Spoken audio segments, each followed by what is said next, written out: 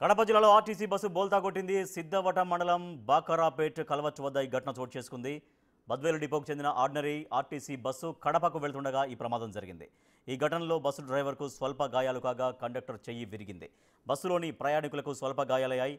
Bus బోల్తా పడిన విషయాన్ని తెలుసుకున్న బెటాలియన్ పోలీసులు అద్దాల్ని పగలగొట్టి బస్సులోని ప్రయాణికులను సురక్షితంగా బయటకు తీశారు.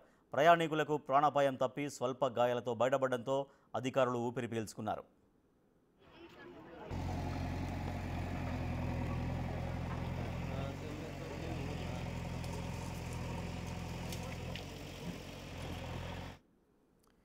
మరింత సమాచారాన్ని మా ప్రతినిధి శివ అందిస్తారు. శివ, ఈ ప్రమాదం ఎట్లా జరిగింది?